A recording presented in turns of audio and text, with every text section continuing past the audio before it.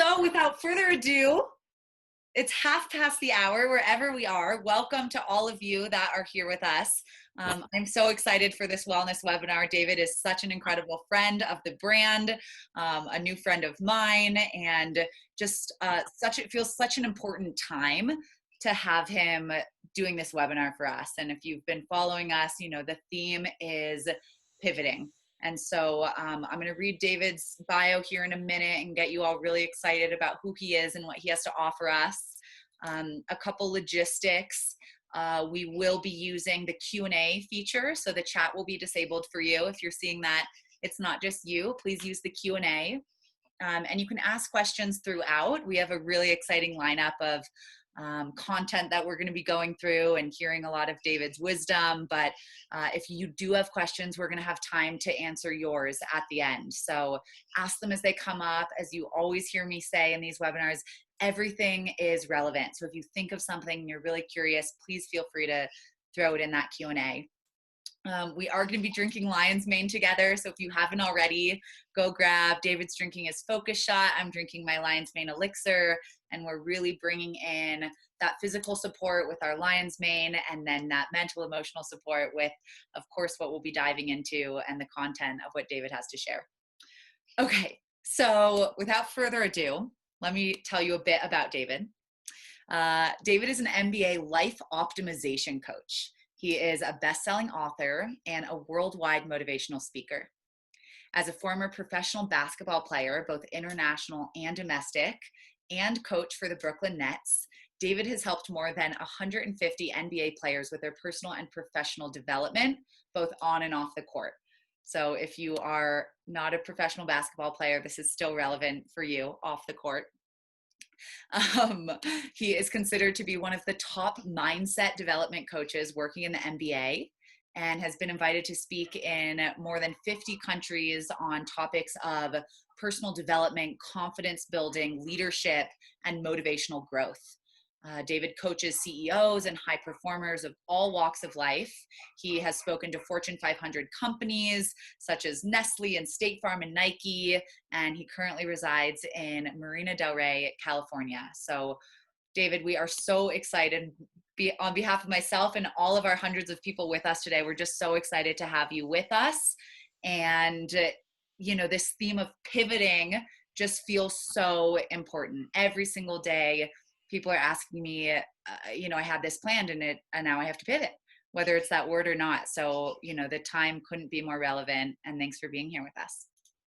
Well, thank you for that amazing introduction. Literally, I want you to be my agent because of that. You make it sound even cooler. And yeah, it's an honor and blessing to be able to be here and talking to you guys. Sigmatic has been one of my favorite companies for a long time. Obviously, what you guys do for mind and body, but just for what you stand for the culture and the joy that you bring. And talking about this time of being a time that pivot is the hot word. We're all feeling stuck to some extent. We all have different circumstances, but in some way, shape, or form, we're feeling stuck. Maybe it was like for myself, I had a lot of talks lined up, all the NBA, everything.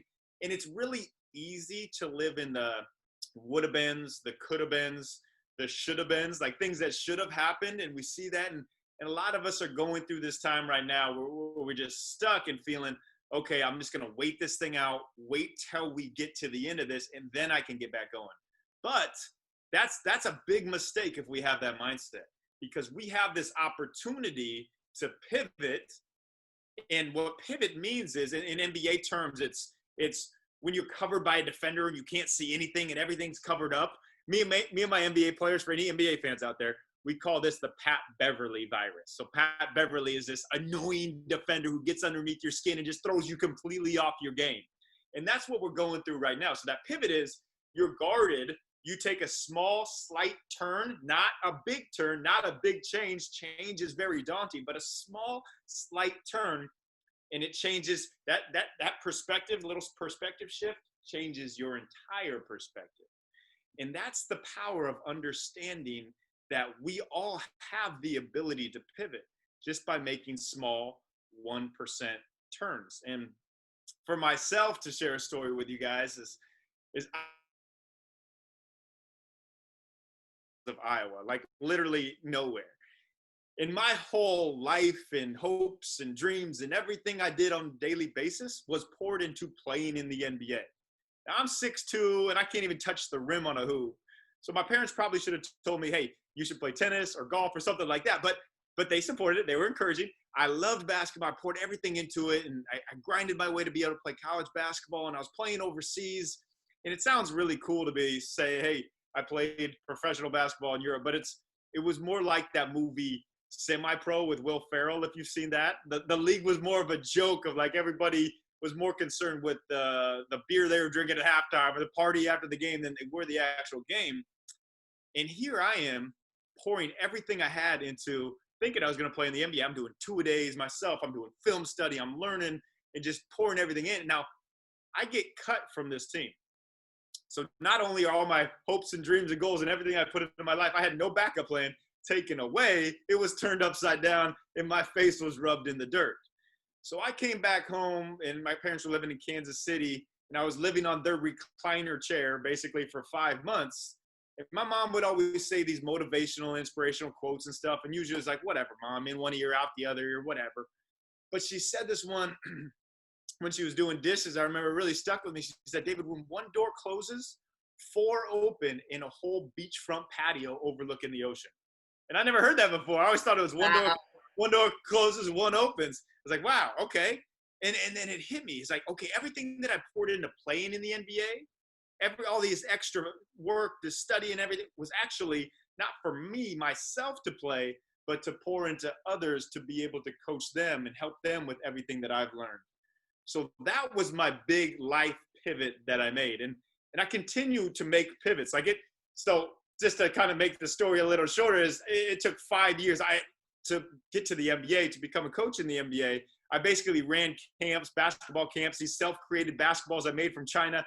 I had them shipped to the Oakland seaport where I drove 29 hours, picked them up, put them in my car, and spent the next 5 years driving around the country, flying to different countries, basically sleeping out of my car in well-lit Walmart parking lots. And then I wake up, fast forward 5 years, I wake up to an email from the Brooklyn Nets. I'm in Australia doing a camp. It says Brooklyn Nets shooting coach. And I think it's spam. I'm like, all right, whatever.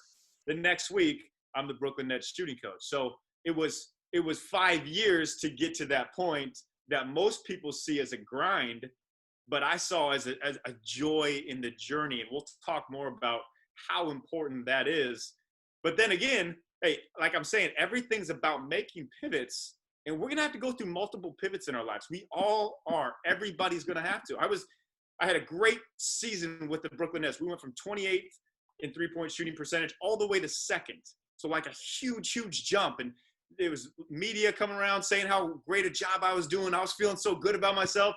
And the head coach actually got fired. So in the NBA, when coaching staffs leave, a whole new coaching staff comes in. So there I am thinking this is my career. I'm this 27-year-old hot and up and coming coach. I'm set for life.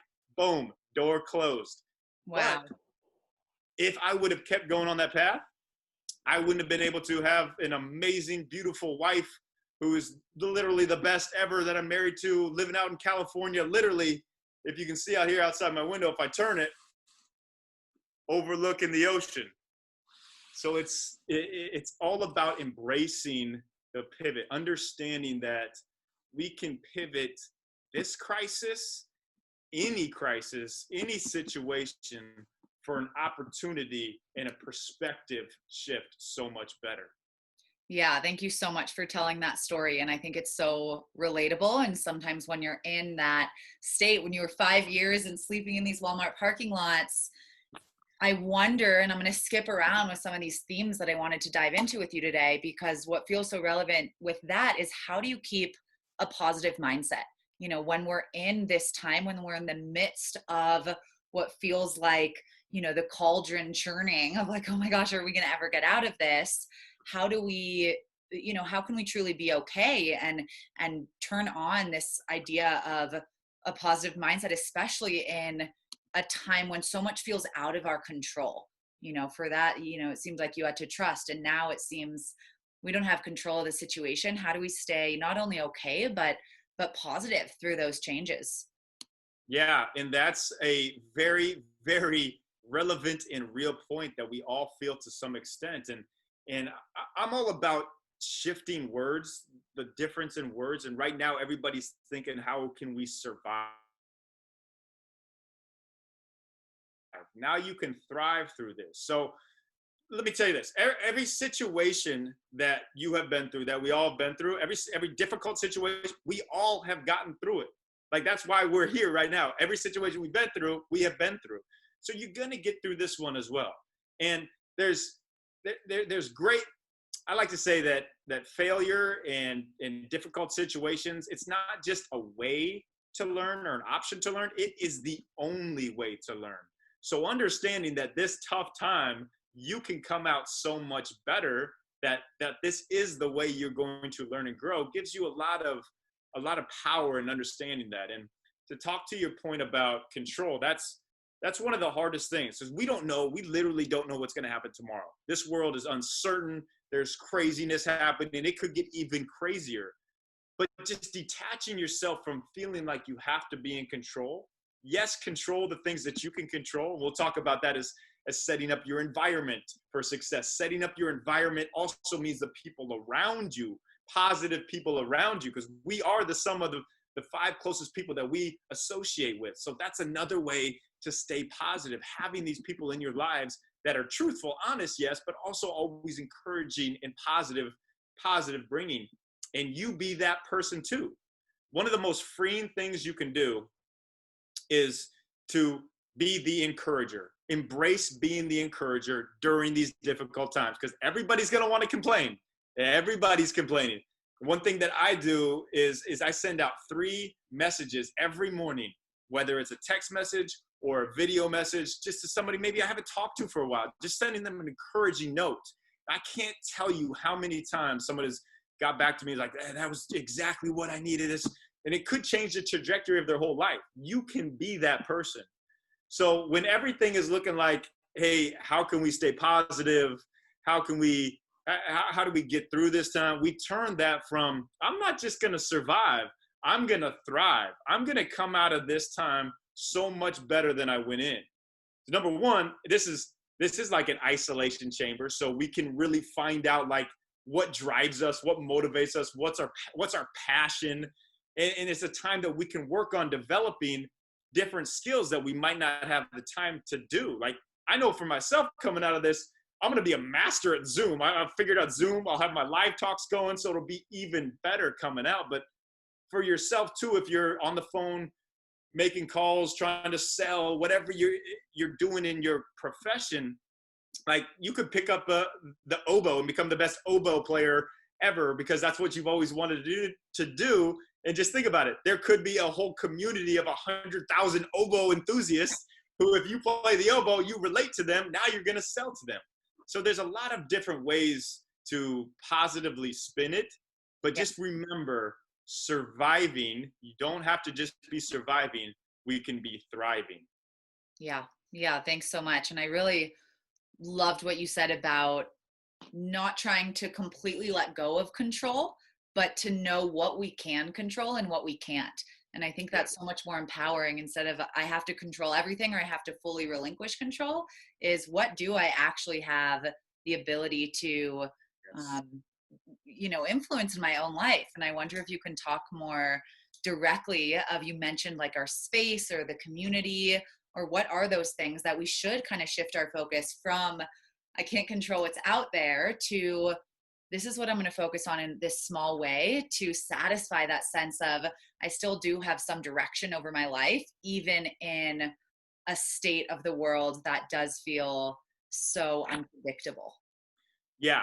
And I'm really big on giving tools and action steps of how to actually do stuff. I love hearing the whys and the purpose and the Simon Sinek, all that talk, but I need the hows, the action steps to do this. And one big action step that I've been able to use on my own, and I have it in the book, is called the time pizza.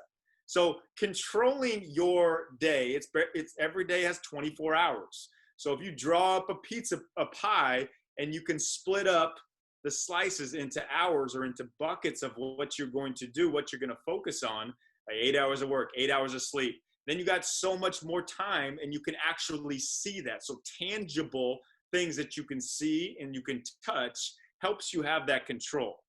I'm also big on what I call the big three. So that is as much as I love morning routines, evening routines are just as important, by the way. So in your evening routine, put the big three in there, meaning you're going to write down the three things that you want to focus on for the next day. After you're done with that morning routine, that epic morning routine, have to try to search of what's going to happen. You know, these are your three main focus things, points. And then at the end of each day, you assess it. Did you get these done? Did you? And if not, that's okay. It goes over to the next day.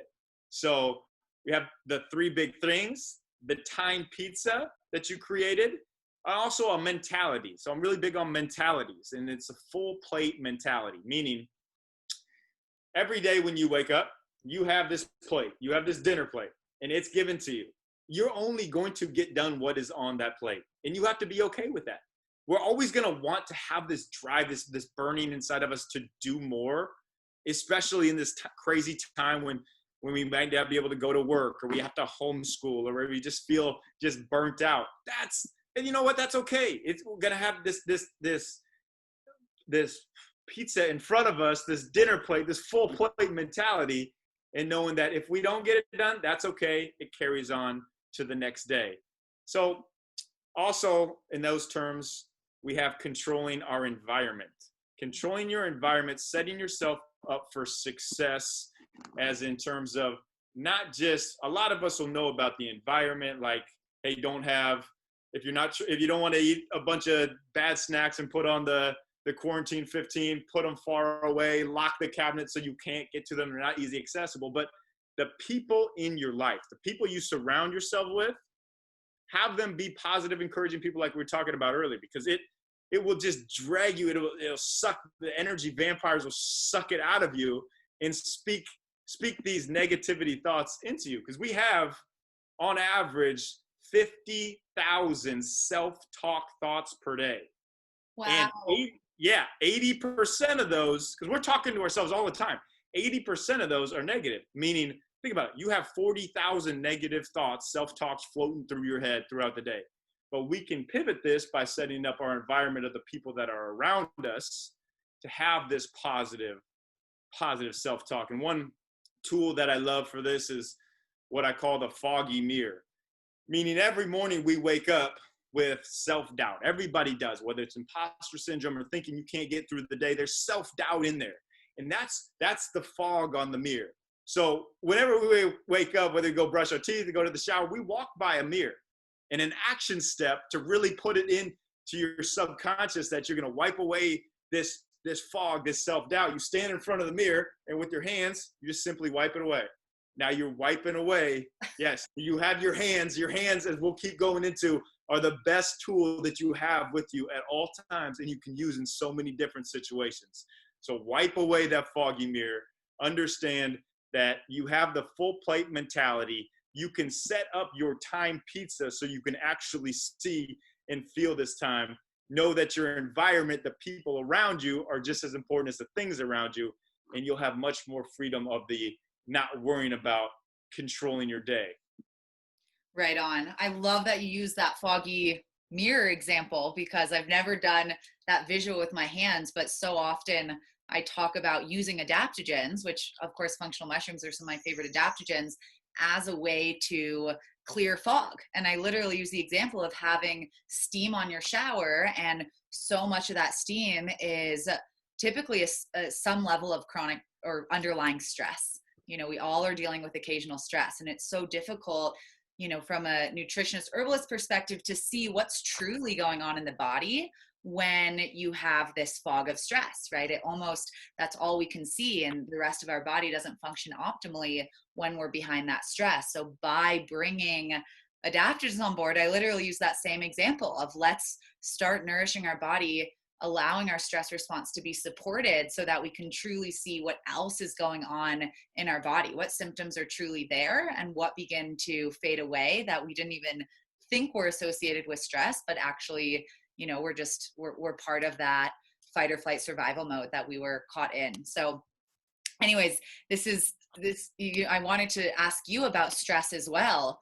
And from the mindset perspective, for those of us that do feel like we're stuck in just this state of survival mode, what would your advice be to help us get out of that state, and move away from the bubble of stress? Yeah, that's a great question. And stress is always going to be there if we accept it to be there too. What we see and what we put our mind onto and what we focus on is what we're going to see no matter what. So if like just being able to transfer words and being able to change words, like certain words mean certain things, like failure is a bad thing or success has to be what everybody else around sees as. But one of the best ways to do is to redefine your own terms and to not really feel that as much stress, because stress is coming from the outside world, from expectations and all the expectations that are put on us by our family, our coworkers, or really just what society says. But the choice is yours to decide what a rich life means to you. And it doesn't mean financial, like anybody that you see that's made a ton of money and that's what they put their focus on and their whole soul and joy into that are never happy. So a rich life, what society says it is not what it is. So you figure out what is the thing you are doing what you do for. Let's say you're a mom at home and you were killing it at your job. You were loving it, but now you can't go back because you have to be home with your kids. You're stuck. You're homeschooling. You're never going to get this time back again. Your kid is going to grow up fast. They'll be in college and you'll be wishing that you had this time with them where you could homeschool them. You could learn with them. You could do activities with them. Embrace that.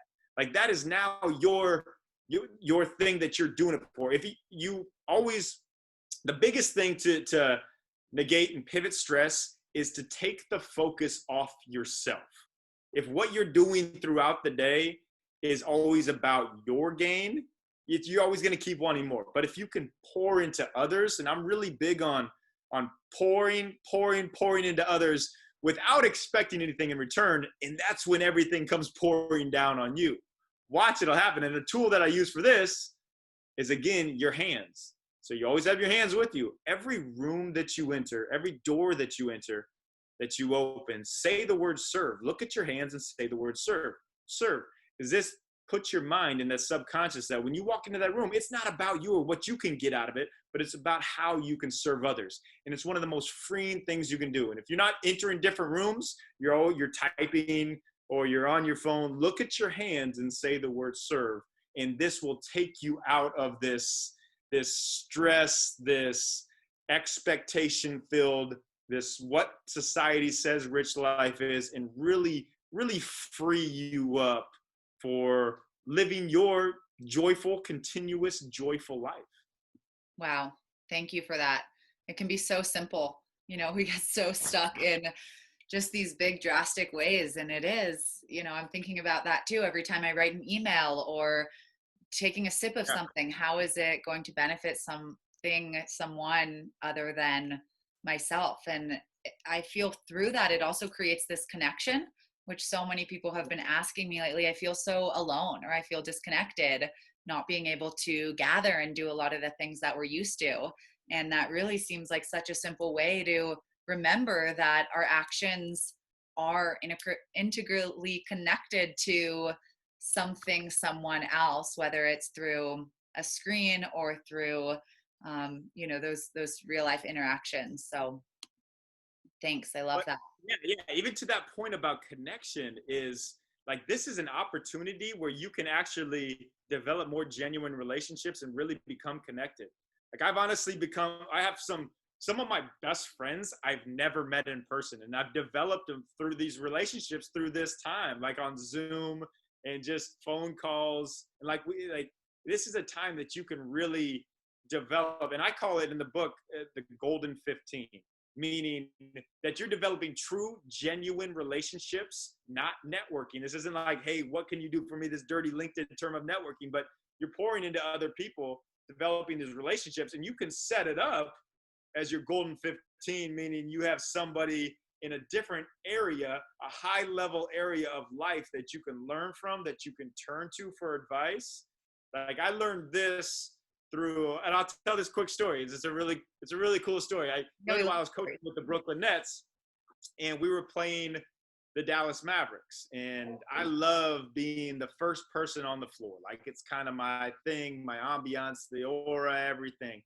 But this time I wasn't the first one out there. There was another guy on the other side of the court in these old jeans and raggedy shoes, shooting, missing a lot of shots. And I walked by him and he looked at me and he said, you know, the older you get, the legs go.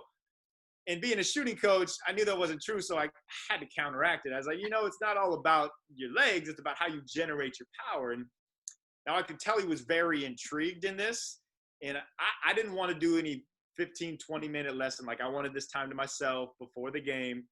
But I had told myself I was living in this service mode, the hands and the serve. So I was like, all right, I've been gifted with this ability. I'm going to help him out. I showed him a few things. He was starting to make more shots, get more range on his shot. And he was just pumped up. Like you could tell he was really, really excited. Now, the real players, the NBA players, they had to start coming out on the court and warming up for the game. So we had to get off. And I was like, you know, if you want any more drills, tips, just let me know. He's like, yeah. I'll get you my email. So he pulls out his business card, hands it to me. I put it in my pocket, and I walk on and go so I can get a little time before the game. And right before tip-off, I pull out this business card, and it says Mark Cuban, the owner of the Mavericks. Now, this was before Shark Tank was really big, and I live in LA. I can't tell you any celebrity if I see them, so I have no idea. But this was Mark. I was helping Mark Cuban harness his inner power for something he was passionate about. And so we've stayed in touch. Like if I email him or call him or text him, like he's always right there to respond. If I ever need advice in business, I'm going to him. But I only got this genuine relationship because I was living in the service mode. So right now, like you can do that right now. If you want relationships or you want to grow your genuine network, not your dirty term networking, you can reach out to people. One of the most powerful things is Instagram. Like it's just a little trick. Like everybody checks their DMs. If you want to get in touch with somebody, I promise you at some point, everybody checks their DMs. So it's your opportunity to build these stronger relationships, of course, with your family, people that you're around, but also with your friends. And that's where the texting 3 people a day comes into play, or sending a video message. Really easy to do, but you can be that person that pours into others.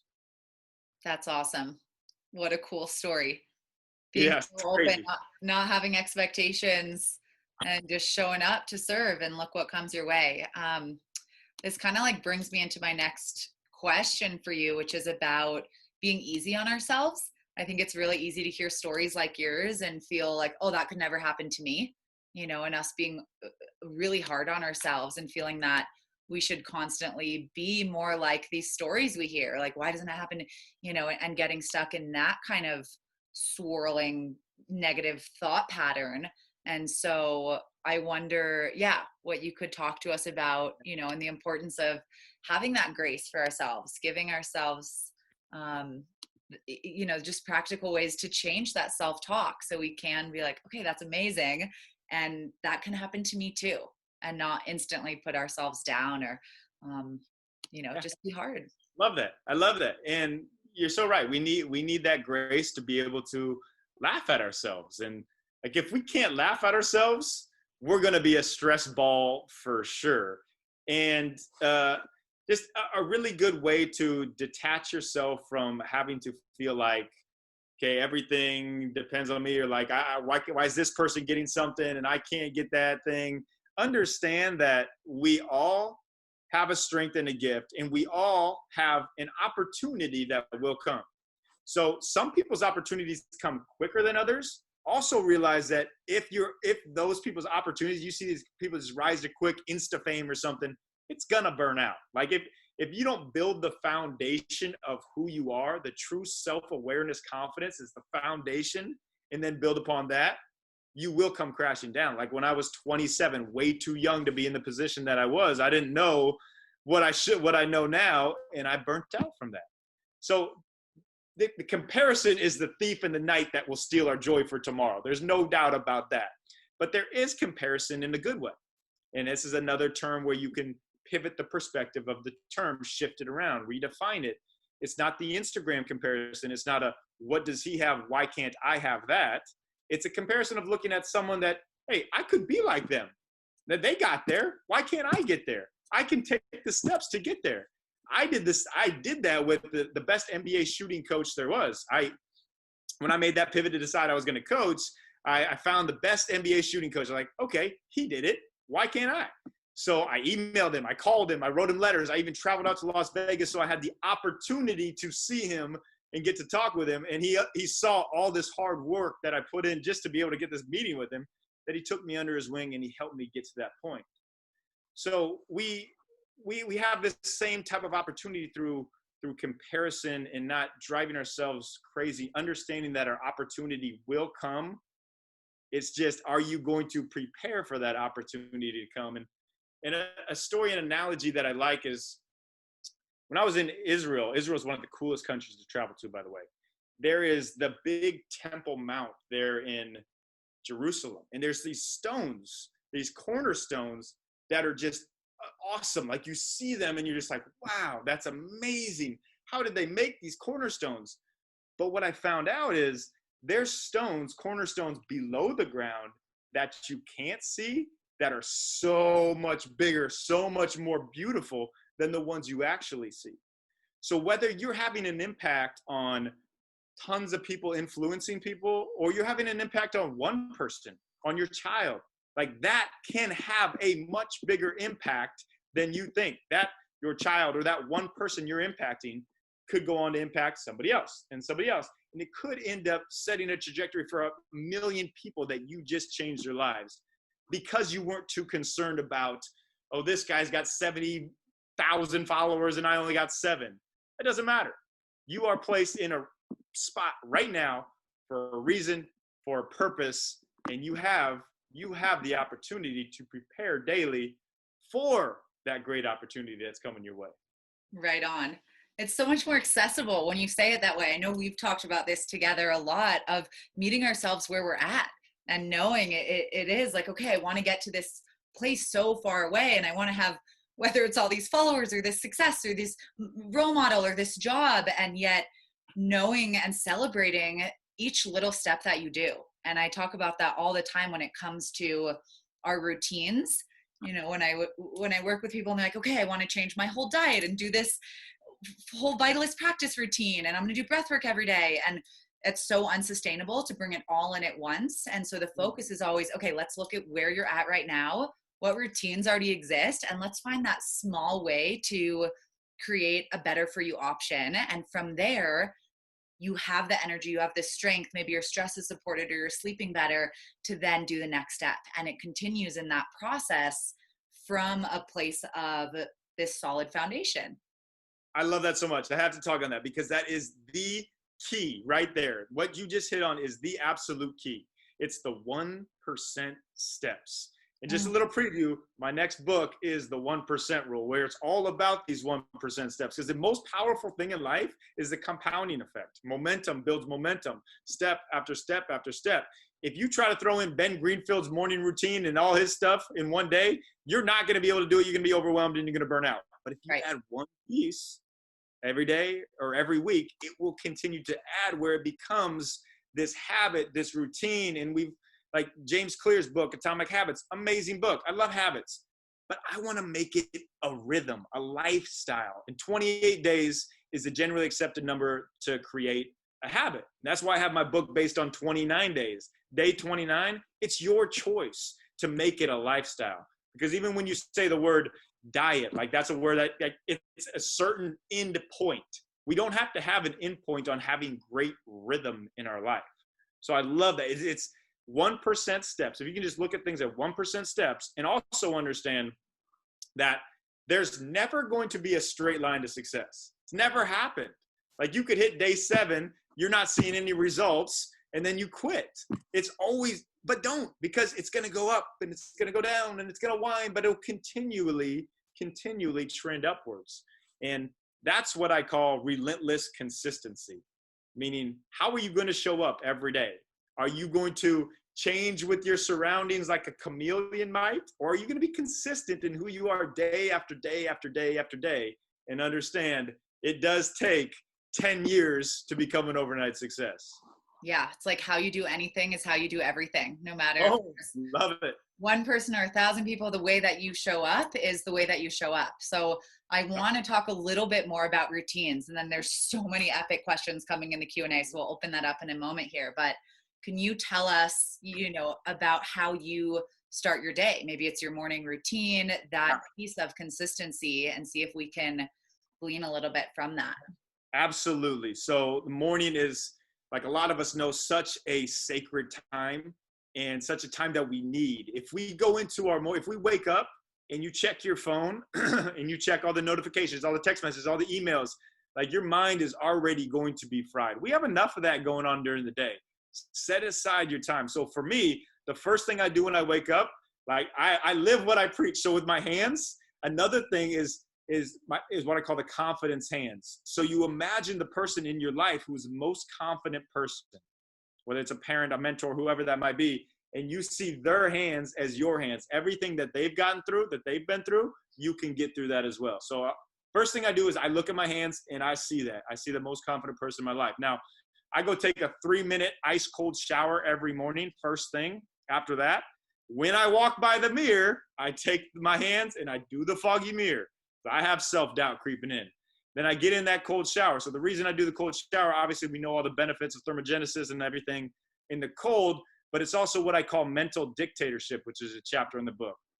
And I went around with my players for years, just bringing a stopwatch and hitting start during workouts when I knew they didn't want to do it, and see how long it took for them mental dictatorship to kick in to understand, okay, I'm okay. I can get through this. And it was 17 seconds was about the average that kept coming up. So I do this ice cold shower, 3 minutes. The first 17 seconds, they always suck. But after that, it's easy. And it just shows me, hey, I have control over my mind, not my mind controlling me. So then I'll go make my 4 Sigmatic coffee. I do every morning. I make my 4 Sigmatic coffee in my Chemex, and it's something I look forward to every morning. I think it's really important to have like a great drink or some great food that you eat in the morning that you really look forward to. And then I'll go, Christ is Jesus is an important part in my life, like the main reason I do what I do. And so I'll read the Bible for 15, 20 minutes, and then I'll journal what I was reading. And then I'll also journal my joys that I had the day before and the things I'm looking forward to that are coming up. So and the people that I am praying for. So I'll be thinking about these people that I'm praying for. And so that's kind of my journaling quiet time for 20, 30 minutes. And then I'll have affirmations. So I have my affirmations. They're spread out all throughout my apartment. They're the fridge or the coffee. They're by the computer. They're hiding in flowers, like everywhere. So I'm just constantly living in this affirmation of who I know that I can be, not who the world or the negative thoughts that could creep into my mind. Then I go hit a workout. Like I'm really big on morning workouts. Not only is it obviously great for you physically, but it just puts my mind on fire. Like I'm so locked in and focused afterwards that I think it's like that's the key morning routine. And that's kind of my zone. Now, if it doesn't all happen that way, that's okay. It's gonna happen. That's gonna happen, and I don't beat myself up for it. Yeah, right on. Thank you so much for sharing that. And I think the cold shower is so exciting. And from my perspective, I talk a lot about vitalist practices, which is this way to wake up our inner vitality. In every traditional system of medicine, whether it's TCM or Ayurveda, there's this idea of the life force. And so if you're totally not ready to get in a freezing cold shower, what I do is I just splash my face with cold water, turn the sink on as cold as it goes until I feel that kind of vital response. You feel your body wake up. And so again, just meeting ourselves where we're at, knowing that, okay, if I want to take a cold shower, I'll get there when I'm ready to get there. And this idea of we can't rip the skin off the snake, right? So if you try to do something that you're totally not ready for, it's not going to happen. And just like you said, the chances are you'll likely crash and burn. So gentle, graceful, easy steps, but take that step, right? As small as it might be or it might seem. Um, okay, we have so many awesome questions, and I'm going to remind you all that we are going to be giving away several of David's books for those of you that ask questions. So please ask questions. Yeah, it's amazing, and I want you all to read it. So we'll be sending those to you after, and we'll choose several winners. But all right, we're going to start. I'm like, your questions are just awesome. Thank you, everyone. So this is a big one. Jim, thanks for asking this question. Jim's wondering is there a different mindset to pivoting through adversity, meaning from a trauma or a job change, and an active seeking out of a change you could make, but don't have to for the sole purpose of self-improvement? Ooh, that's a great question. That deserves a book. All right, let's unpack that. Okay, let's start with this. First off, if you have a question that we don't get to, I'm gonna send over my email, text messaging. Like I really love hearing from everybody. So don't hesitate to reach out. I do get back to everyone. All right, so let's unpack the first one. All right, a trauma or a job loss or something dramatic to pivot through that. The Yep. main thing that you can do to embrace it, and I talked to a lady this last week who had her leg amputated and almost lost her other leg, and she was full of joy, like super joy. She's like, I'm so glad I went through that, because she told me a story of two people that had the same situation that literally she held their hand and helped them through it. So Wow. these dramatic trauma times, like somebody else is going to go through that same situation as you do. And if you can be joyful and positive through it, even though it sucks, and yeah, I'm not saying this is all airy up there, like, oh, just positive thinking. No, it's gonna suck, but you embrace that suck knowing it's going to help somebody else down the road. So I hope that answers the first part of the question. The second part, pivoting towards like your dream or your goal that you want to get to, that is where the 1% steps really come into play. As far as, I'm not saying, hey, let's say you want to paint this beautiful picture like this and be a world-class artist like myself. No, I definitely didn't paint that, but you don't just leave your job and leave what you're doing and just fully jump into that, but take the time, set out 30 minutes a day at the start of the day, 30 minutes a day at the end of the day, and work on it in 1% steps, continually improve on that. And it's really powerful. Like we talked about the time pizza and scheduling your time in. That's what I did when I wrote this book. As everybody would say, like, I really wanted to write a book. And if I would have told you 2 years ago, or anybody 2 years ago, David Nurse author, they'd be like, no, you mean David Nurse basketball coach.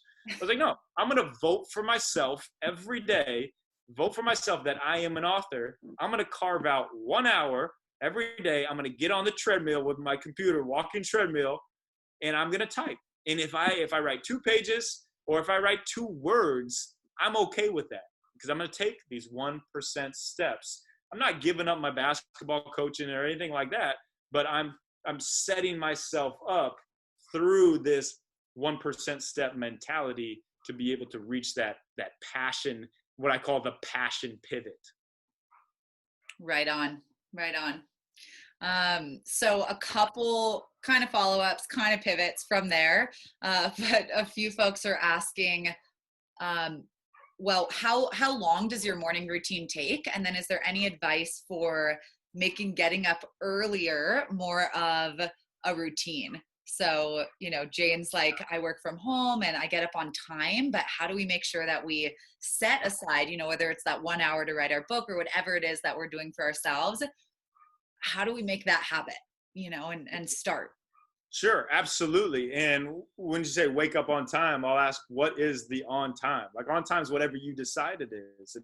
And yeah, wake up earlier. My morning routine, it lasts about 35 minutes after I take the shower, the coffee, the prayer time, and then I'm into my workout. So it's not overbearingly long, but effective morning routines all start in the evening, setting up an evening routine. And hardly anybody talks about how important that is. But you can't just go to bed like watching terrible TV and falling asleep with the TV on. Like, set up your evening routine, whether it's 20, 30 minutes, so you just slowly get into bed and you're relaxed and you're chill and you're able to recover. Because you don't need necessarily 8 hours of sleep, but you need efficient sleep. And that's where you guys come into play as Four Sigmatic as well. Like Taro, he's always sending me his sleep scores, which are off the charts. Amazing. I'm not kidding. They're crazy. They are. Good. Yep. But it's about, pick a time, maybe say it's 30 minutes earlier you're going to wake up, but then also go to bed 30 minutes earlier as well. Cut out that last Netflix show, and you'll be able to have this time, and you consistently do that, you'll get into that habit. Right on. Thanks. That's great advice. So that feels really awesome if we know that we have this goal that we're reaching for. And so we're going to carve out this space and we're going to take the steps to get there. But a couple people, Samantha, thanks for asking this great question. Andy, I'm going to group a few of these together. But what if and Maria, what if we want to change? Maria is saying she's been in the same job for 20 years. She really wants a change, but she doesn't even know what her passion is or where to start. And similarly with Samantha and Andy, they're asking, like, how do we visualize confident leaders, and I think that's part of the start. If we don't have a specific role model or specific goal, how do we start and how do we find that? Oh, that's a great question. I love that. I love speaking on this. So yes, this is definitely a stuck feeling that is all too real. And I'm going to talk about goals as well going on. But you just got to, like, right now, today, right now, where you're at, write down what juices you up. Like, literally, what is your big hell yeah? Like, you love doing it. It could be walking your dog. Like, that could be your new profession is going to work for whatever that dog walking app is. Like, what juices you up more than anything?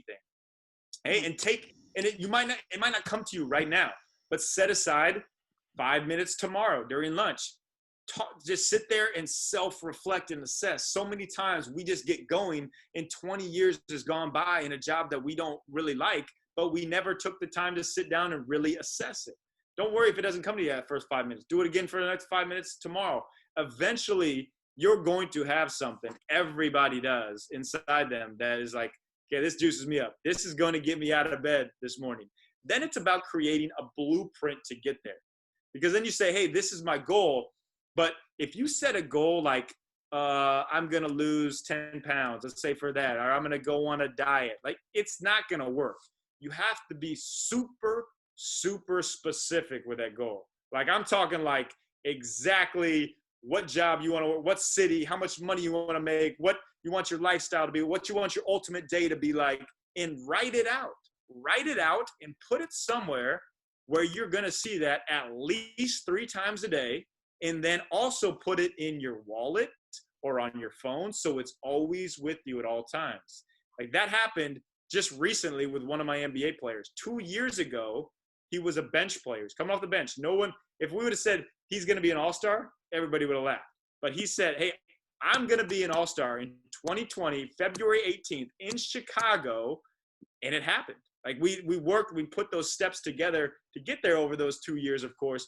But he had that specific goal of what he wanted to get to. Now, let's say you don't reach that goal. Well, there's no really end date to it, first off. But even if, probably everybody's heard of that quote, if you shoot for the moon, you'll land on the stars. That's great. You have to take a chance. But the biggest thing you're going to beat yourself up for is if you don't take the chance. Like, if you don't take your risk and your chance, you're going to look back on it and be like, man, I wish I would have done that. And there's no too late of time to start. Like, you literally start now. The power of now. Like, there's so many people that have decided at age 50 or 60 that they're going to do something, and they complete it. They do it. There's some story I heard of a 98-year-old woman that graduated college. She just decided she wanted to do it. So the power of starting it now. That's amazing. So, gonna go a little off script here, but I think because it is so easy to be like, yeah, I'll do it later or next week or at lunch break tomorrow, we still have a few minutes together. I'm wondering if we take 30 seconds for whoever is with us right now to get out our phone or a notepad and write what juices us up. Maybe we just start with that one thing. Should we do it together now? Do it right now. Everybody do it. Like, I have things that continually juice me up. I know exactly what I'm writing down. Okay, and can you give us some pillars, some umbrella buckets if people are really lost of like, Should this be things I like to eat, activities, people? Like, I mean, whatever area is your pain point of what you want to change, whether it is your diet, your body, make it in that kind of bucket. If it's your career, make it in that type of bucket. But what juices you up in that area? Is it diet? Is it like, okay, I want 10% body fat and I want to be able to see veins in my arms or something like that? Or if it's my career, I don't want to work in sales anymore. I'd really love to be that unbelievable artist.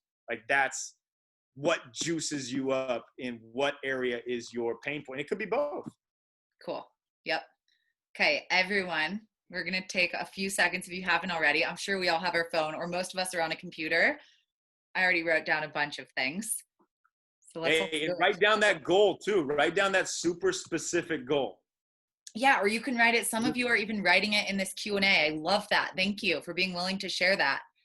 Hey, please send, when I give you my email and text number, like, please send it to me. I want to hear your guys's for sure. Okay, this is amazing. Okay, take the next 10 seconds or so if you're writing down what juices you up.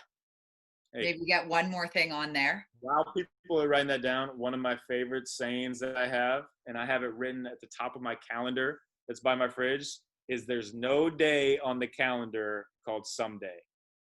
There's all the other days, but there is no someday. So if you're going to say you're going to get to this someday, you're not going to get to it. You do it now. I love it. Okay.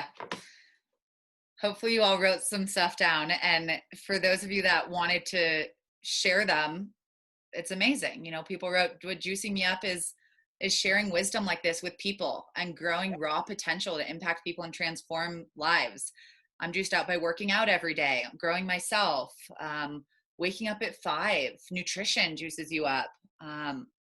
Yeah, these are so great. All of you. Motivates you. Carolyn, meaningful connections with people, the power of how you treat your mind and body, enjoying the outdoors, mental health awareness, helping people reach their fitness goals.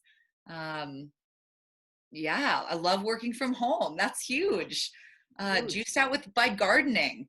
Me too, Christine. Yeah, these are incredible. So, okay, little activity that we weren't expecting, but I do want to get to maybe like 2, maybe 3 more questions if we have time, and then we'll let you all go and we'll be in touch. We are recording this for all of you that asked and some of you that hopped in late. So you can go back and watch this. You can write more goals and what juices you up at a different time. But yeah, we're going to get to a few more. I really like Marianne's. I feel this is super relevant. Asking, how do you get the inner courage to start your own business when you have a 9 to 5 that you might even like? How do you see this, you know, looking at you as an entrepreneur? Ooh, I like that question because you say that you might actually like. So this is the decision that you're going to have to make on yourself. And it's a hard decision. It's a great problem to have, but the difference in something great, the difference is the enemy of it is not something that's bad. The enemy of achieving what you think is great is actually good, and it's settling for what is easy and what is comfortable. So if you like it and you're fulfilled, you're joyful, you feel like you're pouring into others, you're helping others, then hey, it's okay to stay in that, and you can slowly add in this new business that you want and have it kind of be a side business or something. But if you really want it to be your thing, if you think this is the great thing that you're going to have, you don't have to recreate the whole way of a business. Like, unless you're making the iPhone or something completely new, look at somebody who's doing something similar, learn from them, study as much as you can in that field, and then start applying, start doing it. The biggest power is actually doing. Like, just like do it, work on, like, the more you do it, the more you will learn. And that's what I've learned too. Like, when I learn something, when I have something like, oh, I love that, I'm going to add that, I go teach it to like 5, 10 people. That way, not only am I helping them, I'm also helping myself because I'm actually doing it. Even when I was working out NBA players, I had no idea what I was doing. I knew I wanted to do it, but I did it. I failed a bunch of times. They didn't really know. Half the battle is really like acting like you've been there before and you've done it a million times. I'm not saying fake it till you make it, but I am saying have that true self-awareness, confidence in you that even if you fail, that's really okay because you're at the same exact spot as you were. Like if you start this business and you're trying to make this business that your great one and you fail, you still have your other one, like the same exact spot you were, but you took that chance, you took that opportunity, and you're going to find a lot of power in doing that. So I hope that answers the question. Yeah, that's awesome. Okay, two more questions. There's so many more that I want to get through, but I really think this one is relevant from Amara. Thank you for asking it. The question is, I find that one of the biggest challenges when making changes in life, in whatever way that might be, is the reactions and constant commenting of others. Do you have any advice during the process of pivoting to address this while maintaining these relationships in a positive way? Yeah, for sure. I mean, anybody that is going to comment on you that you can't do it or that you're not good enough, one, they're jealous and they're very insecure themselves. You have to understand that. Two, people think of you for about 30 seconds and then they're on to something else. People think like that, those 50,000 self-talk thoughts, they're thinking about themselves. So what you thinking that they're thinking about you, they're really not. So it doesn't matter. It's living the life that you want to live without caring how anyone else wants you to live it.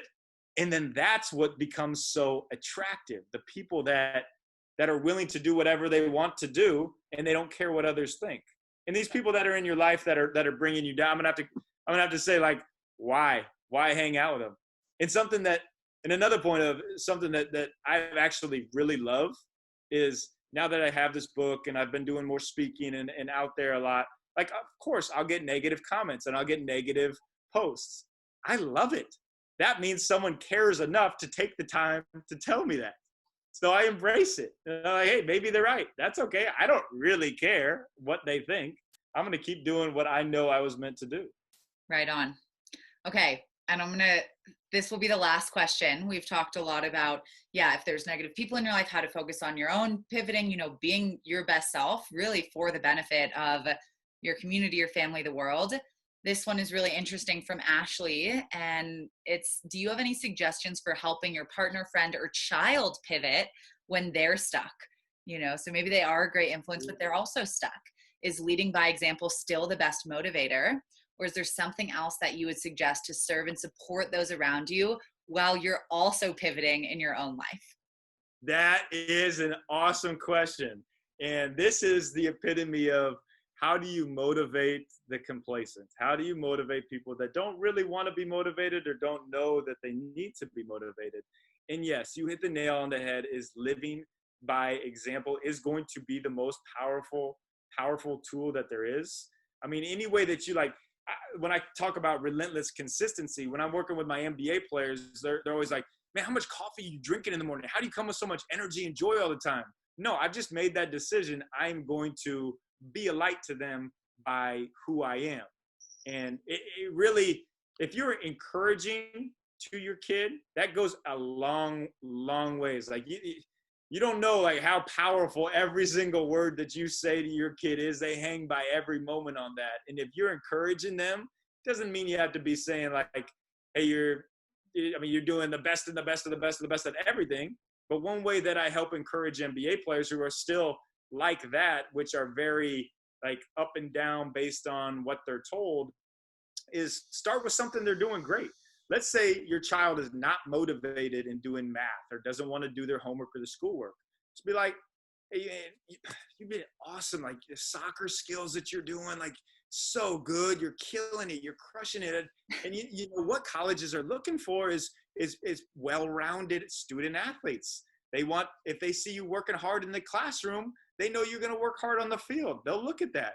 And that might be the motivator for them to do that. Another way is to bring in a friend or somebody that has a different voice, someone that this kid might look up to, and have them deliver the same message that you're saying, just in a different way. There's a lot of power in being a consultant and mentor as opposed to just a parent hearing the child hearing their voice every day. It's a great question. Yes. Well, thank you so much, David. That time just flew by. We will be picking a bunch of you and sending you books. We created a special discount code for all of you. It's Pivot 2020. So you can go to foursigmatic.com and load up on Lion's Mane and make sure that you're supporting your body internally, as well as using so many of these awesome tools that David gave you to support your mindset and start pivoting in the direction of your dreams. So I will be sending out a recording. We'll have information of where to find David, what other ways you can keep in touch with him.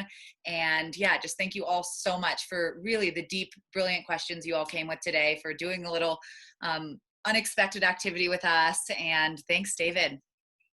Yeah, and I just want to leave everybody with knowing that, hey, you are having an impact on somebody in your life. Whether you think it's big or small, you are a light to somebody. And embrace that. Embrace that you are a light and you have that light that you can shine. So just know that what your goal is, it's going to take time to get there. What you're going to pivot to is going to take time to get there, but know that each day you can live in that joy of being that light that you are. And I'll follow up with a bunch of stuff we talked about today, ways to get in touch with me. And please reach out if you have a question or a comment or anything I can help you with. Fantastic. Thank you so much again. Thank you, guys. Thank you. Take care, everyone.